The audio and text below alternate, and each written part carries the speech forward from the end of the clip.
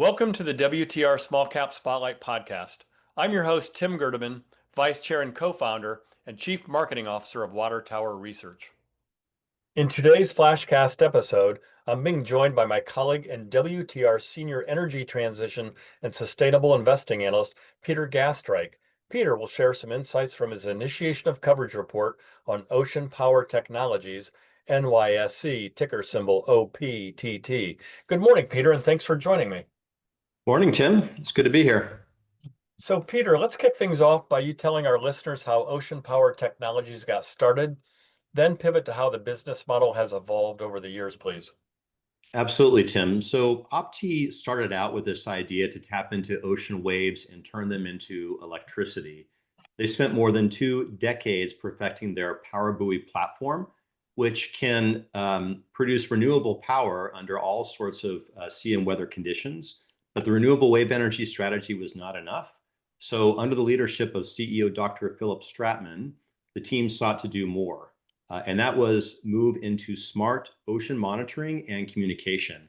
So they switched gears, acquired some great technology like the WAM-V unmanned surface vehicle, and they rolled out their AI-capable Mero software, which is essentially a command and control system.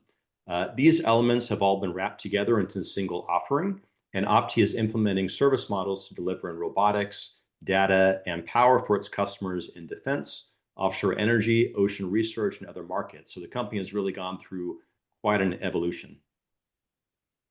That's really cool. So what markets look most promising for ocean power right now, Peter? Well, there's a lot happening in the US and globally. So for one, the US wants to be a leader in drone technology with the drone dominant strategy, including marine autonomous vehicles. So demand for these unmanned ocean assets is really heating up. Number two, offshore wind projects are showing a big need for autonomous monitoring. On top of that, you've got things like stopping illegal fishing, keeping tabs on borders, and fighting drug trafficking. All these things require persistent ocean surveillance. For climate research, their robots can gather data way cheaper than sending out unmanned vessels. On the international front, ocean power is growing with allied nations and tapping into new so-called blue economy markets like monitoring fish farms or tracking ocean carbon. Finally, I'd just like to point out that the Coast Guard's Force Design 2028 will be big for distributed maritime tech. And you can learn more about that in our new report. So there's a lot going on there. So as we peel the onion layers back, Peter, where's management's current strategic focus at the moment? Well, right now, OPTT is focused on scaling up and keeping operations tight. They're moving away from demonstration projects and getting more into commercial operations, including ongoing services where customers get more flexibility. And for OPTT, this means a more capital light strategy with steadier, higher margin revenue. They're also teaming up with local partners, for example, in Latin America and in the UAE. This allows them to break into new markets. But with those partnerships, it doesn't have that associated drag on their operating expenses. Plus, they've got a partnership that combines drones with WAM-V vehicles, and that's pretty cool. And very importantly, cost control is really front and center, and they're working hard to turn a big backlog of projects, especially in defense and offshore energy, into revenue. Thanks for that color, Peter. So moving on, what makes ocean power stand out relative to its peers? I'd say that the real superpower is how they're bringing everything together: reliable power, smart vehicles, and software that ties all this together for unmanned ocean missions. They've got strong credentials like secret level clearance with the Department of Defense and ISO 9001 certification. So these big government programs are definitely on the table for them. Next, with about 70 patents in their pocket, their tech is proprietary. Moving on, their engineering is strong and durable at sea, especially with the WAM-V designs, and they've got thousands of operational hours in extreme marine conditions to prove that. Meanwhile, the Mero software platform that I discussed earlier is built to operate with other third-party systems. Finally, they're certified with AUVSI, which reflects the highest standards in terms of safety and autonomy. So every firm obviously faces select challenges. What challenges does Ocean Power face as they try to execute this strategy? Yeah, that's right, Tim. I mean, there are a few things to consider here. For one, there's still a lot of uncertainty around rules for autonomous ocean operations worldwide. Second, selling to governments takes time, sometimes up to 2 years. So that means revenue can take time. And since industries like energy and defense are very, let's say, cautious sectors, Opti often has to do many demos before landing those big deals.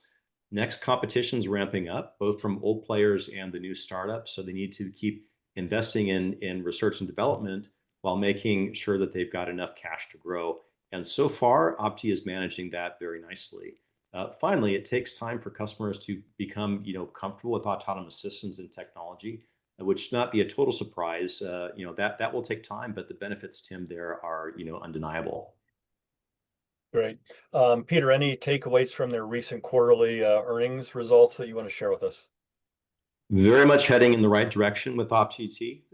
Their backlog in fiscal Q1, it hit 15 million, which is almost triple from the same period last year. And their pipeline now is exceeding $130 million.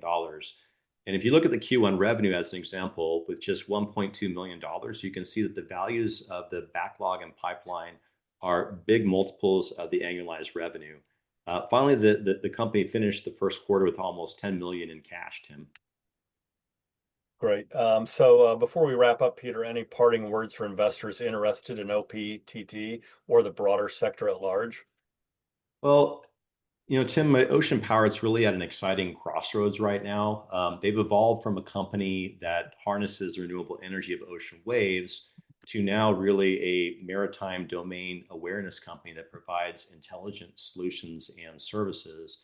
You've got smart and experienced leadership, proven technology, a flexible business model, rising market demand, and a growing backlog, which I mentioned is now a multiple of its revenue, big multiple. So you've got really a great foundation there. So with all this in place, it's time for management to execute.